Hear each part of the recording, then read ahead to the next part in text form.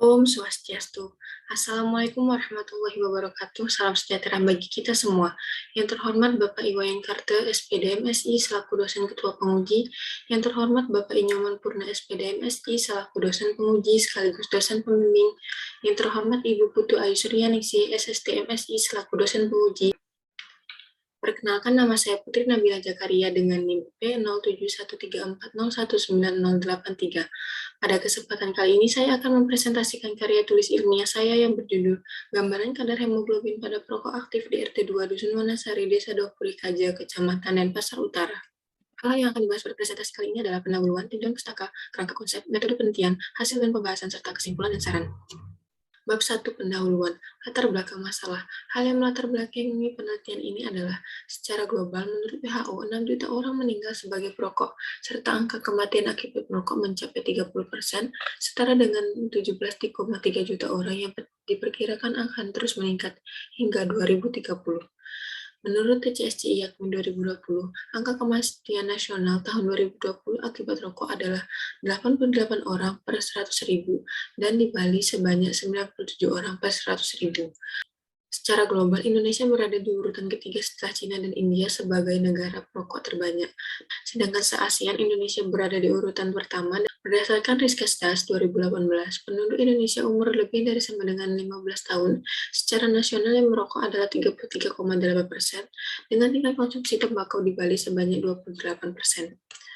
Rokok merupakan salah satu olahan tembakau dengan menggunakan bahan tambahan ataupun tanpa bahan tambahan. Dalam aktivitasnya disebut sebagai perokok aktif dan pasif. Saat dibakar, asap rokok mengandung banyak bahan kimia berbahaya, salah satunya karbon monoksida yang sangat mudah berikatan dengan hemoglobin dibandingkan dengan oksigen dan karbon dioksida. Jika terus terjadi, akan berisiko terjadi hipoksia yang dapat menyebabkan kematian sel. Lokasi penelitian adalah RT 2 Dusun Wanasari yang berada di Desa Dopuri Kaja, Kecamatan Denpasar Utara. Wilayah Kota Denpasar memiliki jumlah penduduk terdiri dari 666 laki-laki, 645 perempuan, dan total jumlah penduduk sebanyak 1.311 jiwa. Hasil observasi di RT 2 Dusun Wanasari terdapat jumlah perokok aktif relatif banyak, yaitu jumlah 185 orang perokok aktif laki-laki. Kebiasaan merokok sudah dianggap wajar dan menjadi kebiasaan yang dapat dijumpai dari berbagai usia dan kalangan. Dilihat dari kebiasaan berkumpul dan ngobrol sambil merokok, serta melakukan aktivitas diselingi dengan merokok, sehingga penduduk memiliki kecenderungan untuk menjadi seorang perokok lebih mudah. Rumusan masalah penelitian adalah bagaimana gambaran kadar hemoglobin pada perokok aktif di RT 2 Dusun Wanasari, Desa Dopuri Kaja, Kecamatan Pasar Utara. Tujuan penelitian yaitu tujuan umum dan khusus. Tujuan umum dari penelitian ini adalah mengetahui kadar hemoglobin pada perokok aktif di RT 2 Dusun Wanasari, Desa Dopuri Kaja, Kecamatan dan Pasar Utara. Sedangkan tujuan khususnya adalah pertama, mengidentifikasi karakteristik perokok aktif berdasarkan usia, jumlah rokok yang dihisap per hari dalam merokok di RT 2 Dusun Wanasari, Desa Dopuri Kaja, Kecamatan dan Pasar Utara. Kedua, mengukur kadar hemoglobin pada perokok aktif di RT 2 Dusun Wanasari, Desa Dopuri Kaja, Kecamatan Denpasar Utara. Ketiga, mendeskripsikan kadar hemoglobin pada perokok aktif di RT 2 Dusun Wanasari, Desa Dopuri Kaja, Kecamatan Denpasar Utara berdasarkan kelompok usia, jumlah rokok yang dihisap per hari dalam merokok. Manfaat penelitian yaitu manfaat teoritis dan praktis. Manfaat teoritis yaitu diharapkan hasil penelitian ini dapat digunakan sebagai tambahan referensi keilmuan dan pengembangan pengetahuan di bidang hematologi. Sedangkan manfaat praktis, bagi peneliti diharapkan mendapatkan wawasan pengetahuan dan pengalaman di bidang hematologi tentang kadar hemoglobin pada perokok aktif di RT 2 Dusun Wanasari, Desa Dopuri Kaja, Kecamatan Pasar Utara. Bagi masyarakat diharapkan menambah wawasan pengetahuan dan informasi mengenai bahaya merokok dan asap rokok, mengenai hubungan merokok dengan kadar hemoglobin, serta menerapkan budaya hidup sehat dengan tidak merokok dan menghindari asap rokok. Bagi institusi diharapkan dapat memberikan informasi yang berguna mengenai gambaran kadar hemoglobin pada perokok aktif di RT 2 Dusun Wanasari, Desa Dopuri Kaja, Kecamatan Pasar Utara. Bab 2. Tinjauan pustaka. Menurut Permenkes RI nomor 28 tahun 2013, rokok adalah salah satu produk tembakau yang dimaksudkan untuk dibakar, dihisap, atau dihirup, yang dihasilkan dari tanaman nikotin dan tabak dan spesies lainnya, atau sintesisnya yang asalnya mengandung nikotin datar dengan atau tanpa bahan tambahan. Tiga zat kimia yang paling berbahaya yaitu karbon monoksida, tar, dan nikotin. Kategori perokok dibagi menjadi dua, yaitu perokok aktif dan pasif. Perokok aktif dibagi menjadi perokok ringan, perokok sedang, dan perokok berat.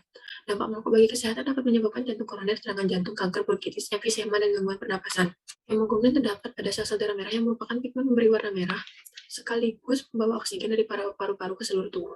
Terbentuk dari rantai polipeptida terdiri dari 2 rantai alfa dan 2 rantai beta. Fungsinya adalah mengatur pertukaran oksigen dan karbon dioksida dalam jaringan tubuh, mengambil oksigen dari paru-paru kemudian dibawa ke seluruh jaringan tubuh, serta membawa karbon dioksida dari jaringan tubuh sebagai hasil metabolisme menuju ke paru-paru untuk dibuang. Faktor-faktor yang mempengaruhi kadar hemoglobin dalam tubuh adalah usia, jenis kelamin, nutrisi, penyakit kronis, aktivitas fisik, dan kebiasaan merokok. Di mana metode pemeriksaan hemoglobin dapat dilakukan dengan metode TAGWIS, tembaga sulfat, siaran hemoglobin, dan POCT. Hubungan merokok dengan kadar hemoglobin adalah ketika merokok akan menghasilkan karbon monoksida yang merupakan pembakaran tidak sempurna dari hidrokarbon, kemudian masuk ke aliran darah membentuk ikatan karboksi hemoglobin. Hal ini dikarenakan afinitas karbon monoksida lebih kuat dengan hemoglobin dibandingkan dengan oksigen. Kemudian terjadi rendahnya kadar oksigen dalam tubuh yang menyebabkan hipoksia akibat dari mekanisme kompensasi tubuh yang meningkatkan produksi hemoglobin. Bab 3 kerangka konsep. Berdasarkan kerangka konsep, rokok dibagi menjadi 2 kategori, yaitu perokok aktif dan perokok pasif. Kadar hemoglobin dipengaruhi oleh beberapa faktor, yaitu jumlah rokok yang dihisap per hari, lama merokok, usia, jenis kelamin, nutrisi, aktivitas fisik, dan riwayat penyakit. Faktor jenis kelamin, nutrisi, aktivitas fisik, dan riwayat penyakit tidak diteliti pada penelitian ini. Kadar hemoglobin diukur dengan metode POCT menggunakan alat digital isitos GCHB.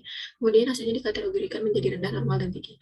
Variabel dalam penelitian ini adalah kadar hemoglobin pada perokok aktif di RT 2 Dusun Wanasari, Desa Daupurikaja, Kecamatan Denpasar Utara. Definisi operasional terdiri dari 5 variabel. Yang pertama adalah kadar hemoglobin diukur dengan metode POCT menggunakan alat digital isitos, skala datanya rasio dengan kategori rendah, normal, dan tinggi. Variabel kedua adalah perokok aktif diukur dengan wawancara dan kuesioner dengan skala data nominal. Variabel ketiga adalah usia diukur dengan wawancara dan kuesioner dengan skala data rasio.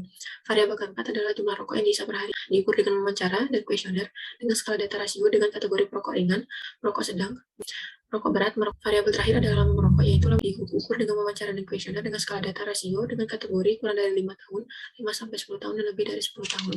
Jenis penelitian adalah penelitian deskriptif. Dengan alat penelitiannya adalah penelitian dilaksanakan di kedua Dusun Wanasari, Desa Daupurikaja, Kecamatan Denpasar Utara. Waktu penelitian dilakukan pada bulan Mei 2022, populasi terdiri dari 185 laki-laki perokok aktif di RT 2 Dusun Wanasari, Desa Daupurikaja, Kecamatan Pasar Utara, dengan penentuan jumlah sampel sebanyak 36 responden menggunakan rumus Lovin dengan tingkat kesalahan 15%. Kriteria inklusi sampel adalah laki-laki perokok aktif di RT 2 Dusun Wanasari, Desa Daupurikaja, Kecamatan Denpasar Utara, berusia lebih dari sama dengan 17 tahun dan bersedia menjadi responden. Sedangkan kriteria eksklusi adalah responden mengundurkan diri saat penelitian dan sedang sakit saat penelitian. Teknik pengambilan sampel menggunakan probability sampling secara random sampling. Dengan metode yang digunakan adalah undian. Jenis data adalah data primer. Teknik pengumpulan data menggunakan wawancara dan kuesioner serta pengukuran kadar hemoglobin. Instrumen pengumpulan data terdiri dari lembar informed consent, identitas responden, dan kuesioner. Alat dan bahan pengukurannya menggunakan alat digital isitos GCHB, blood lancet, chip hemoglobin, strip hemoglobin, dan autoclick. Bahannya menggunakan alkohol swab 70%, kapas kering, sarung tangan, masker, dan darah kapiler, serta menggunakan alat tulis dan kamera.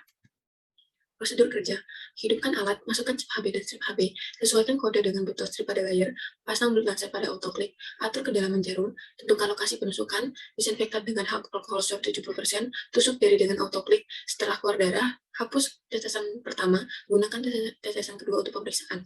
Darah disitu pada strip test, tunggu alat membaca hasil dalam beberapa detik. Teknik pengolahan data hasil wawancara dan kuesioner, serta hasil pengukuran kadar hemoglobin perokok aktif dikelompokkan dan diolah menggunakan teknik tabulasi data, disajikan dalam bentuk tabel dan narasi, kemudian analisis data menggunakan analisis deskriptif. Etika penelitian, yang pertama persetujuan, menghormati atau menghargai subjek, manfaat tanpa nama, kerahasiaan, dan keadilan. Bab 5. Hasil penelitian. Lokasi penelitian.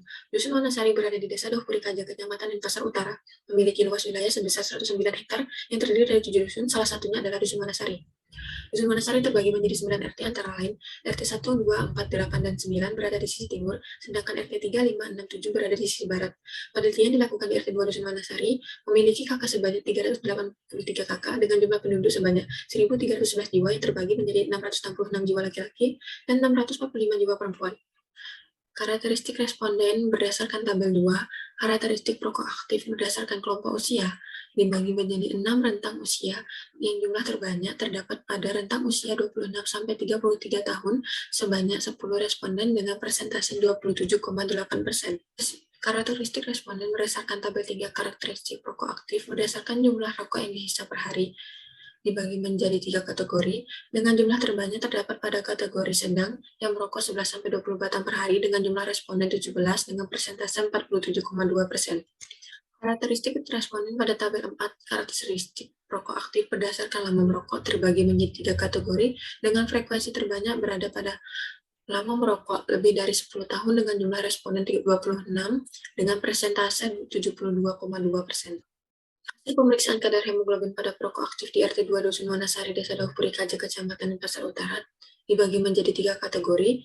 Dengan kategori normal, sebanyak 29 responden dengan persentase 80,6%, dan kategori tinggi sebanyak 7 responden dengan persentase 19,4%. Hasil pemeriksaan kadar hemoglobin pada perokok aktif berdasarkan usia didapatkan jumlah responden yang memiliki kadar normal terbanyak pada rentang usia 26-33 tahun dan 50-57 tahun sebanyak masing-masing 7 responden. Sedangkan responden yang memiliki kadar hemoglobin tinggi terbanyak pada rentang usia 26-33 tahun sebanyak 3 responden. Kadar hemoglobin pada perokok aktif berdasarkan jumlah rokok yang dihisap per hari didapatkan jumlah responden yang memiliki kadar hemoglobin normal terbanyak pada perokok sedang yang merokok 11-20 batang per hari sebanyak 13 responden. Sedangkan responden yang memiliki kadar hemoglobin tinggi terbanyak terdapat pada kategori perokok sedang yang merokok 11-20 batang per hari sebanyak 4 responden. Hasil pemeriksaan kadar hemoglobin pada perokok aktif berdasarkan lama merokok didapatkan jumlah responden yang memiliki kadar hemoglobin normal terbanyak pada kategori merokok lebih dari 10 tahun sebanyak 21 responden, sedangkan responden yang memiliki kadar hemoglobin tinggi terbanyak pada kategori lebih dari 10 tahun sebanyak 5 responden. Pembahasan kadar hemoglobin perokok aktif. Hasil tabel 5 mendapatkan sebagian besar responden memiliki kadar hemoglobin normal, yang mana dipengaruhi oleh faktor umur, jenis kelamin, nutrisi, ketinggian daerah tempat tinggal, kebiasaan merokok, serta obat-obatan yang dikonsumsi. Cara merokok yang asapnya dihembuskan daripada dihirup, sehingga hal tersebut tidak mempengaruhi kadar hemoglobin karena menjaga karbon monoksida dari asap rokok keluar dari tubuh. Kadar hemoglobin yang normal dapat juga dipengaruhi oleh asupan nutrisi, terutama nutrisi kaya zat besi yang berdampak signifikan pada pembentukan hemoglobin.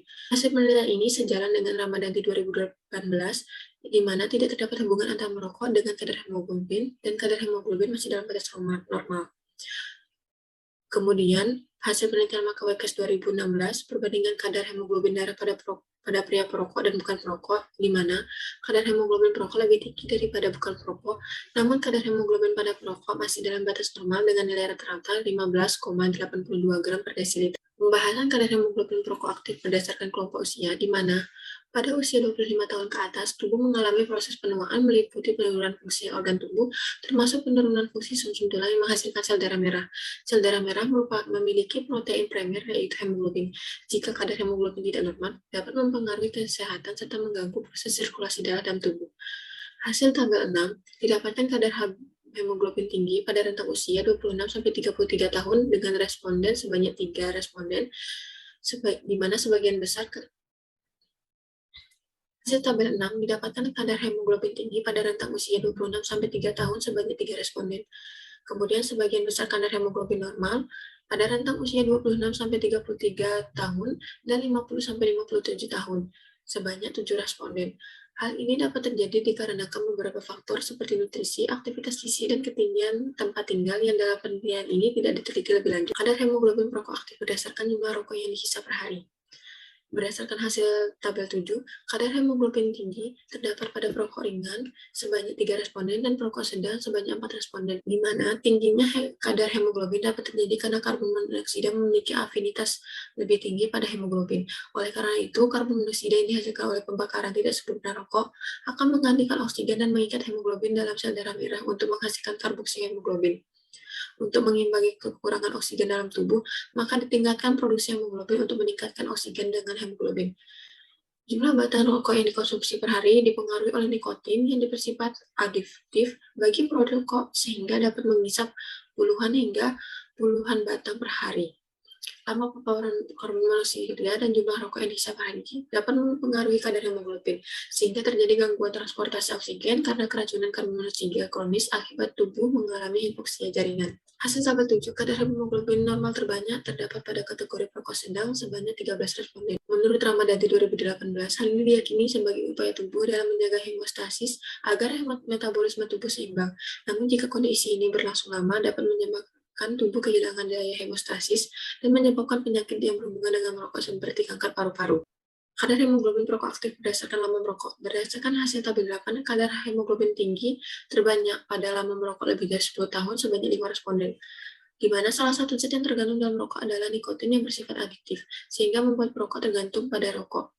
Penyelesaian kecanduan yang tiba-tiba dapat membuat stres. Semakin lama merokok, maka semakin lama terpapar kabel monoksida dari asap rokok dan jumlah asap rokok yang dihirup menjadi lebih banyak, sehingga kadar monoksida akan menjadi meningkat. Hal ini dikarenakan sifat HBCO yang lebih stabil dibandingkan dengan HBO.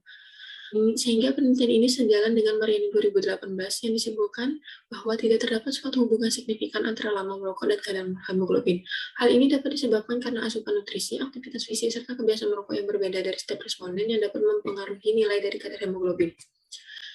Bab 6. Kesimpulan dan saran. Kesimpulan. Karakteristik rokok aktif dalam penelitian ini yaitu berdasarkan usia paling banyak ditemukan pada rentang usia 26-33 tahun sebanyak 10 responden. Berdasarkan jumlah rokok yang dihisap per hari paling banyak ditemukan pada perokok sedang sebanyak 17 responden, dan berdasarkan lama merokok banyak ditemukan pada kategori lebih dari 10 tahun sebanyak 72,2%.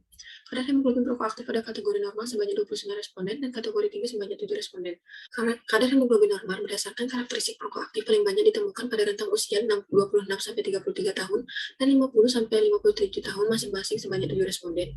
Kategori perokok sedang yang merokok 11-20 batang per hari sebanyak 13 responden, dan pada kategori lama merokok lebih dari 10 tahun sebanyak 21 responden. Saran, bagi masyarakat perokok aktif RT 2 Dusun Manasari, Desa Daugpuri Kaja, Kecamatan dan Pasar Utara, diharapkan agar lebih memperhatikan kesehatan dengan melaksanakan pola hidup sehat diikuti dengan berhenti merokok. Diharapkan pada penelitian selanjutnya agar dapat menggunakan metode pemeriksaan hemoglobin standar serta dapat menambah karakteristik penelitian. Sekian presentasi dari saya. Mohon maaf apabila ada hal yang tidak berkenan. Terima kasih.